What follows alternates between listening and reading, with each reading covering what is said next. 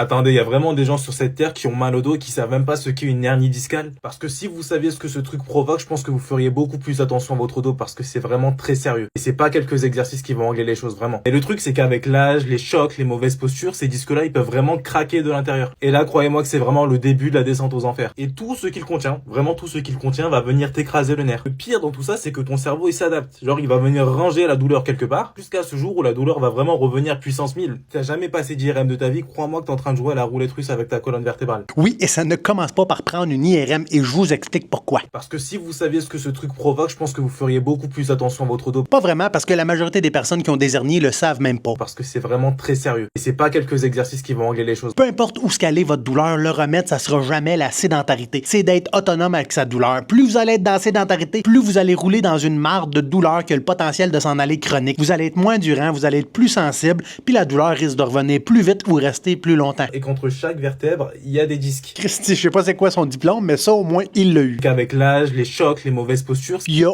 aucune mauvaise posture qui a le pouvoir d'abîmer votre dos. Toute posture, si maintenue trop longtemps, a le pouvoir de causer des inconforts ou de la douleur. Quand on parle de position ergonomique, c'est juste des postures, des positions qui vous donnent un buffer de tolérance à la sédentarité plus élevé que d'autres. parce que dites-vous qu'à ce moment-là, votre disque, il explose vraiment littéralement. Il explose pas littéralement. Littéralement. C'est juste un bris dans la fabrique du disque. C'est pourquoi que ça fait partie des lésions envahissantes du rachis, c'est que ça peut prendre progressivement plus de place, puis peut-être vous apporter des symptômes ou juste aucun symptôme. T'as mal à la jambe, tu peux plus marcher, tu peux plus t'asseoir. On aurait une lésion envahissante sévère qui impacte la fonction d'un nerf. Vous allez avoir des déficits neurologiques. Perte de force, perte de réflexe, perte de sensation. Parfois même, t'as du mal à uriner normalement. Ouais, allez demander à ceux qui ont des hernies discales, c'est vraiment pas marrant du tout cette maladie. Si vous avez une douleur au dos au point où ça affecte vos fonctions d'aller aux toilettes, on appelle ça un syndrome de la queue de cheval et c'est une urgence médicale immédiate. Le pire dans tout ça, c'est que ton cerveau il s'adapte. Genre, il va venir ranger la douleur. J'espère qu'il s'adapte. La douleur est là pour nous protéger. Un coup qu'il fait sa job, la douleur, elle s'en va. Jusqu'à ce jour où la douleur va vraiment revenir puissance 1000. Et là, tu comprends que t'as attendu beaucoup trop longtemps avant de faire quelque chose. Les pires douleurs, les douleurs les plus intenses, c'est souvent les plus banales. Mais pourtant, le corps va réagir avec tellement de mécanismes de protection, puis ça va vous donner l'impression que c'est plus grave que ça l'est vraiment. Il y a littéralement des patients que je vois à la clinique qui font des accidents sur la route en lien avec la SAC,